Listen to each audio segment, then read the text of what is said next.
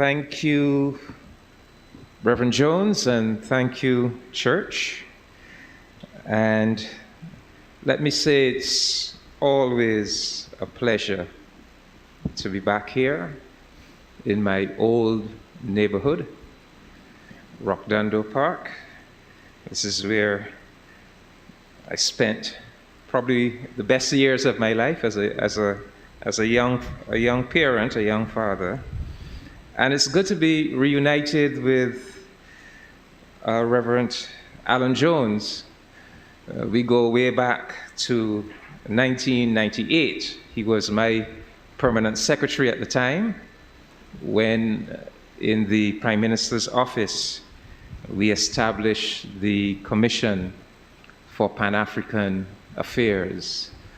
Very much a groundbreaking and pioneering institution that really blazed the path for Barbados, caused people all over the world to see Barbados in a new light, because Barbados was the only country in the entire world, in the Caribbean and Africa, that had a government institution dedicated to developing Pan-Africanism and Pan-African relationships. And 25 years later, now that we see embassies in Africa and the Africa CARICOM Heads of Government Summit and so many initiatives, the Commission for Pan-African Affairs laid the foundation for much of that. So it's really a pleasure to be here. I'm sorry that I didn't read the memo that said I could have been dressed in African clothing, but the church looks lovely in the African garments. And next time, Muriel, I'll read that memo. Yes, and it's such a pleasure. From Barbados to Liberia, you could not have chosen a better topic. In fact, the first hymn that we sang, Lift Every Voice and Sing, really tells that story of Barbados to Liberia. It's a hymn that always brings a tear to my eye.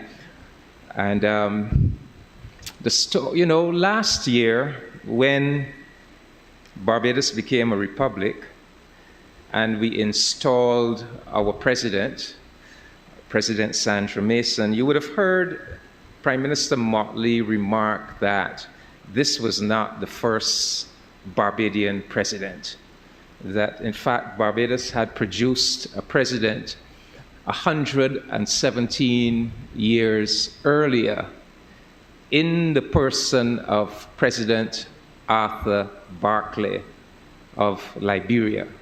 He was president of Liberia from 1904 to 1912. Now, Arthur Barclay was actually born in Barbados. And he, as a 12-year-old Barbadian boy, left Barbados on a ship named the Cora in the year 1865. That ship had on 346 Barbadian passengers. They made a 35-day trip across the Atlantic to the West African nation of Liberia. Liberia is a large West African nation. It's about 260 times the size of Barbados in area. Today, it has a population of 5 million people. And back then, in 1865, it was one of only 3 independent black nations in the world. Virtually the whole of Africa was colonized. The only independent black nations back then, in 1865, were Haiti, Liberia, and Ethiopia. That 12-year-old boy landed in Liberia and grew up to become the president of Liberia. So it is that story that we want to talk about today. And if we work backwards from that 1865 voyage, that story really starts with some amazing heroes of Anglicanism in Barbados. There are some heroes of the Anglican Church that you all need to do a lot more to lift up. I am speaking about men like London-born Samuel Jackman Prescott and Bishop Richard Rawle.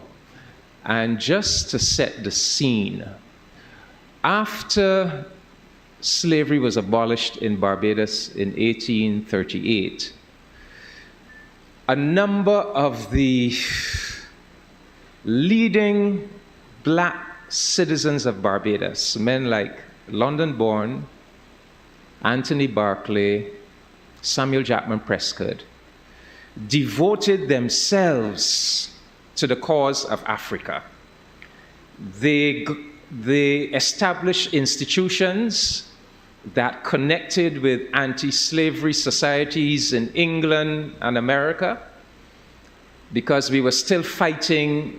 We had abolished slavery in places like Barbados, but African slavery was still in place all over the world, in America, in many parts of the Americas, in Africa. And so these black and colored Barbadian men got involved in this activity. So for example, they formed a Barbadian branch of the British Anti-Slavery Society. But not only that, they were also interested in going back to Africa. And so they established Back to Africa organizations like the Barbados Africa Colonization Society and the Fatherland Progressive Union. Now, let me tell you a little bit about these men.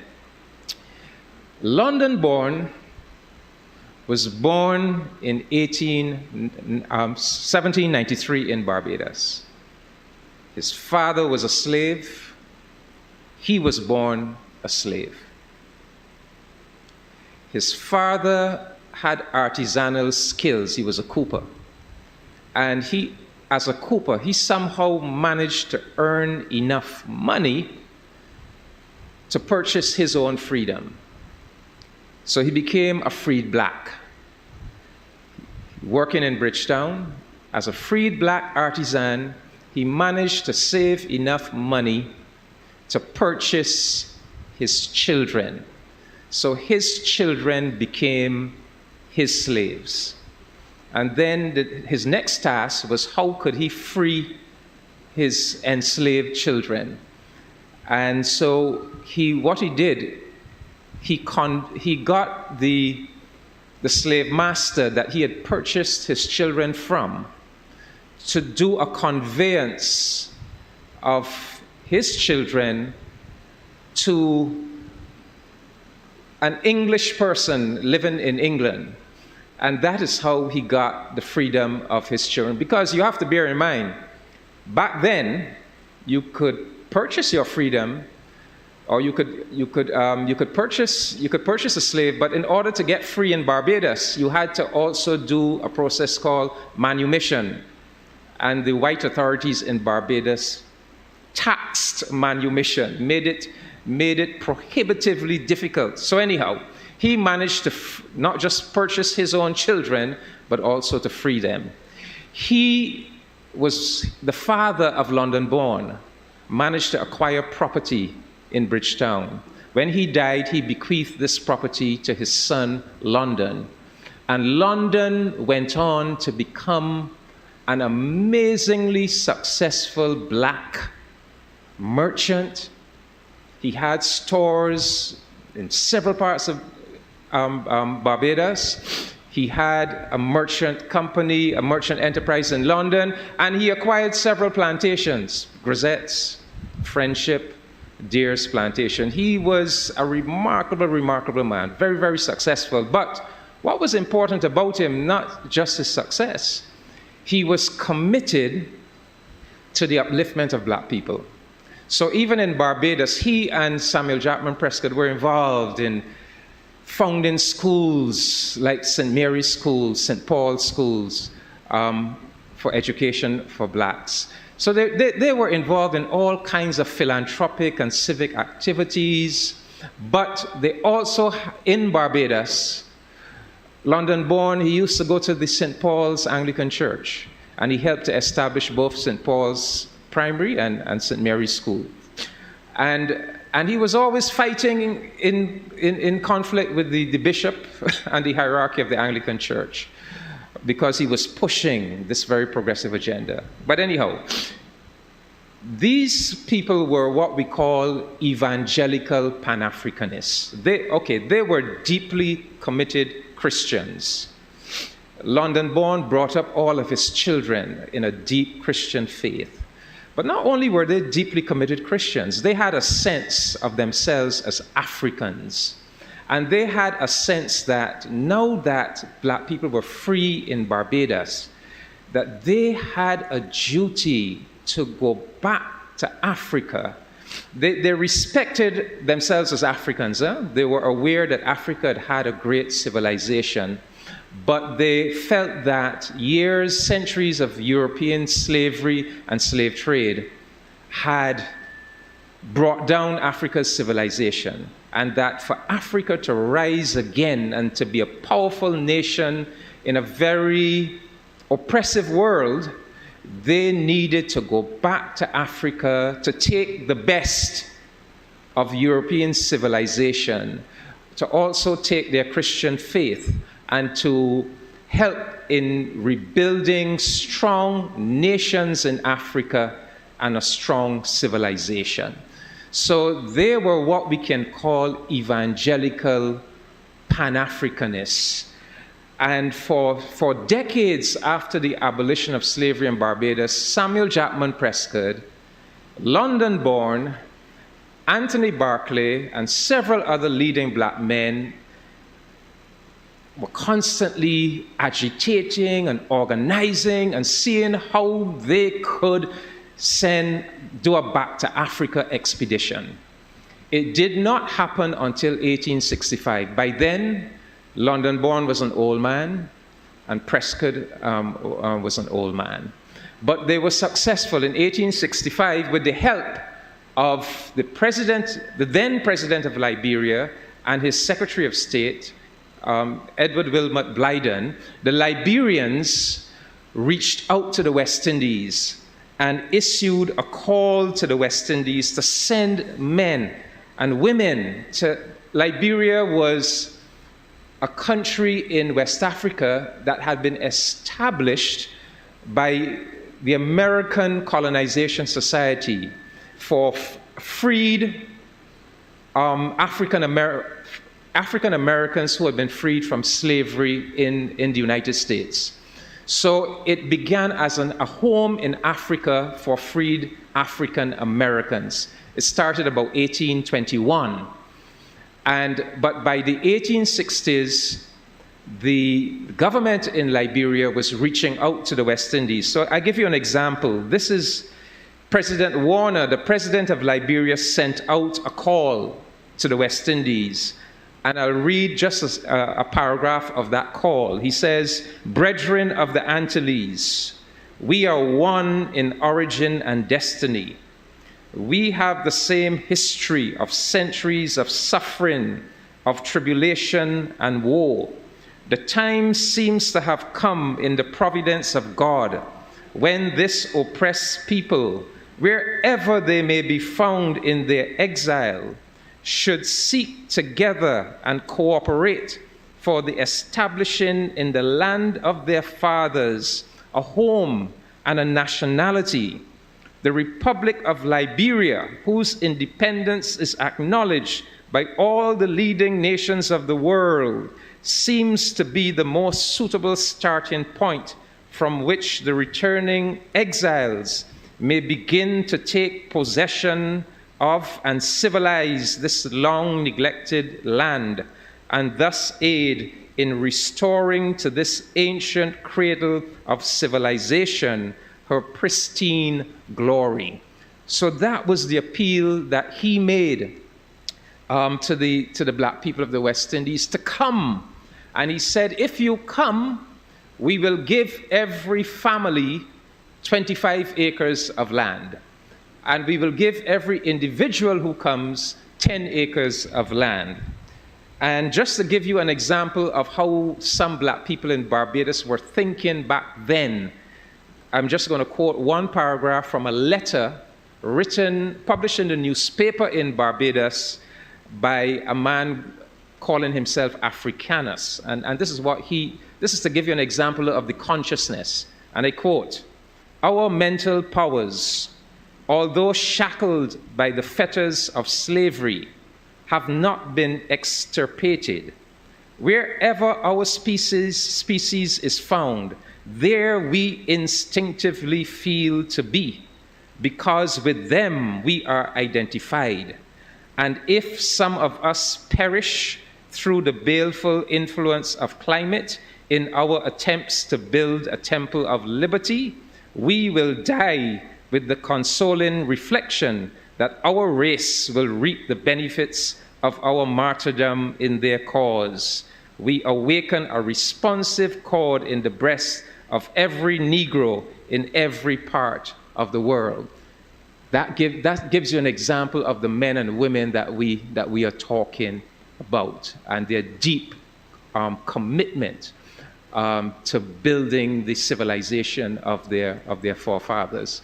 So in 1865, with the help of the American Colonization Society in Philadelphia, with the help of the government of Liberia, this ship left Barbados. Now, the organizations put together by London-born and Samuel Jackman Prescott, these were the organizations that selected the 50 families to go.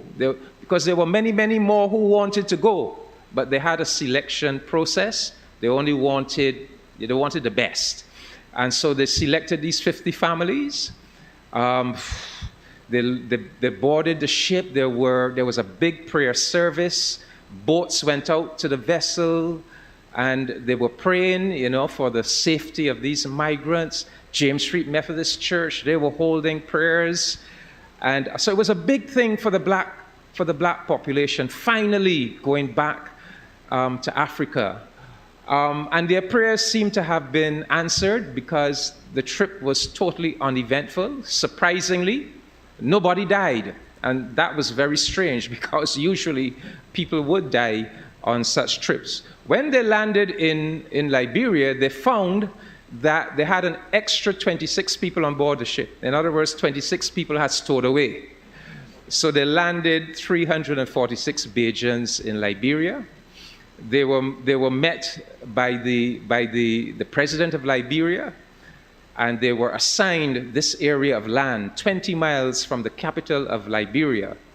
That it was forest. It was a forest that they now had to clear to establish agricultural enterprises and a township, which they called Crozierville. The leader of the expedition was a man called Anthony Barclay. Anthony Barclay was married to the daughter of London-born. Her name was Sarah Ann Barclay.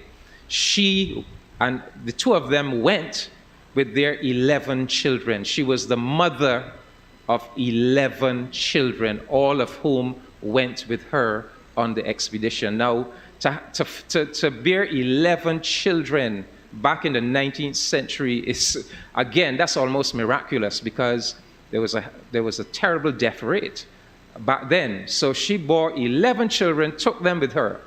The youngest of those children was 12-year-old Arthur Barclay. They started this mission of cutting down the forest to establish this township. Within a year, tragedy struck. Anthony Barclay suddenly died. So Sarah Ann Barclay was left with 11 children to raise.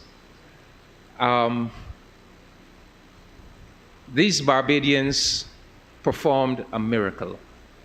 Not only did they clear the land, they established farms, they established a township, but in addition to that, especially the Barclay family, remember, London-born had made sure that all of his children not only had a deep spiritual foundation, but they were all educated. And so they made their way to the capital of Liberia, Monrovia, and they just began to blossom. Education, you know the Barbadian mentality, education, upward mobility, and these people had this conviction that they had to contribute to the society as leaders, as civic leaders. And again, let me just read from some of the documents of the period. 1873, the Liberian newspaper New Era. And this is what they say. We visited the settlement of Crozierville. The Barbadians are known to be the most intelligent and well-educated company of emigrants that ever came to Liberia, and equally industrious. There were but few of their number that could not read, write, and cipher when they arrived in the country. Many of these people were first-class mechanics, some farmers, some teachers, and some small traders, etc. They seem to have been trained to promptness in the discharge of both public and private duties. And I go on. 100 years after their arrival, when they were celebrating in Liberia the centenary of the Barbadians' arrival in Liberia, this is what was said of them by the Honorable Burley Holder, a high Liberian official. And I quote, "These were public-spirited men, not vain, petty, or self-serving. They remembered the end for which they had been planted in this place, in this great country, was the promotion of civilization and the building of a precious nationality. Hence, they were concerned about that temper, character, and spirit into which their generations might be educated. They were anxious about encouraging the development of wholesome qualities in our population. They were eager to establish and cultivate righteous principles and just sentiments. The character of these people then was for them the primary consideration. They turned their minds to the education of their children and to the great and everlasting work of God and man in this country, on this continent, and in this world. This was a company of good men and women, upright, gallant, brave, sagacious, adventurous, daring, industrious, intelligent, magnanimous, persevering, successful," end of quote. So those are your ancestors. That is the quality of the people that went to Africa, and in spite of the death of her husband, this great Barbadian matriarch, Sarah Ann born Barclay, remember that name, not only raised 11 children, but raised that child in such a way that he went on, because his sisters were school teachers, so they began teaching him. He then went into the University of Liberia, he got his degree, and then he just went up the ladder. He became an assistant to the president of Liberia. He studied further, he qualified as a lawyer. He became clerk of the court, clerk of the House of Parliament, a judge, and then postmaster general, secretary of the Treasury, minister of foreign affairs, and ultimately president of Liberia. And he was not just any old president. He became the most illustrious president in the history of Liberia, because when he became president, that was when the European powers had started the scramble for Africa. The European powers had begun to carve up the African continent. And so even Liberia, the only independent, Liberia, and by then Sierra Leone had come on stream, but they were trying to even devour Liberia. And so he had to be very skillful to stave off the imperialist powers, to secure the boundaries of Liberia. And back then, Liberia, the immigrants who had gone in had a very difficult, troubling relationship with the indigenous African people of Liberia. So he had to deal with that. There was an uprising of the indigenous people. He had to deal with that. Then he had to revamp the constitution of Liberia to give more rights to the indigenous people, to bring them more into the governance. And so these Bajans really were very outstanding, because the idea they had gone to Africa with was that they were going to create a new holistic society, welding together the best of continental Africa and the best of Europe, of our civilization in this part of the world. I won't even say Europe, because we created something here too, but the best that we could contribute to create a new synthesis. And so that was part of their contribution to Liberia, because before them, the elite in Liberia were really the African Americans who had migrated there. And they had developed a very troubling relationship with the indigenous people, a very oppressive relationship, not really respecting the indigenous people.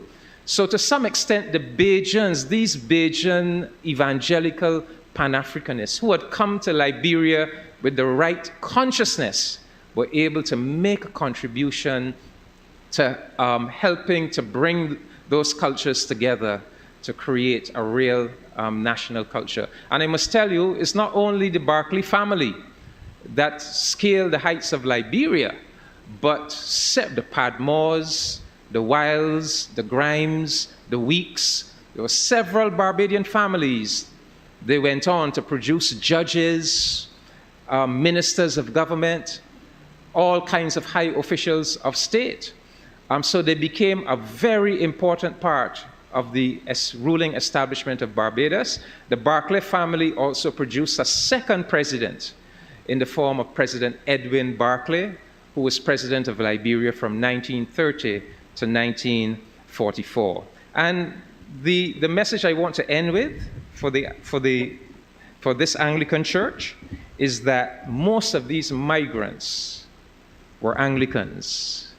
They were either Anglicans, Methodists, or Moravians, but the majority were of the Anglican faith. In fact, the first thing they did when they got to Liberia, when they got to Crozierville, what they established as Crozierville, is they established a church called Christ Church. They named it Christ Church because many of them had actually come from the parish of Christ Church. But these are really, and I mentioned Bishop Rawle, and I mentioned Bishop Rawle because even before this Back to Africa expedition in 1865, Richard Rawle, principal of Cotrington College, had pioneered the Rio Pongus mission in an area called Rio Pongus, which is now part of Guinea. But I know that you're going to hear about that later in your program. So Richard Rawle started that idea, and Richard Rawle called it reparations. He said that so much had been illicitly taken from Africa that Africa was now owed reparations, and his concept of reparations was that Rio Pongus mission, to send missionaries to Africa to help in the redevelopment of Africa. London-born and Samuel Jackman Prescott supported the Rio Pongus mission. In fact, London-born, when he died, in his will, he left a bequest to the Rio Pongus mission. So I want you to know that the black and colored Barbadian population of that era were conscious Pan-Africanists. They loved their Barbadian identity. They identified strongly with Barbados, but they also identified themselves as African. So they didn't see any contradiction between holding close to Barbados and also acknowledging an African identity. They were deeply religious, and they had a sense of themselves as being people who must live purposeful lives and must contribute to the building of their nation and to the rebuilding of African and Pan-African civilization. And that is what guided them, and that is what motivated them. And I would urge the Anglican Church to spend some time to pay a little bit more attention to fleshing out the stories, especially of London-born, who is buried in the St. Mary's churchyard, Samuel Jackman Prescott, and also Bishop Richard Rawle, who was an Englishman but so devoted himself to Barbados that we could virtually claim him as a Bajan, who eventually died in Barbados, and who is buried at the Holy Cross Church there in St. John. You go up there, you see the big stone cross. That's the grave of Richard Rawle. So these are three heroes, three Pan-Africanist heroes of Anglicanism in Barbados, and I urge the church to pick up those stories and bring those stories more to the attention of the Barbadian people. Thank you very much.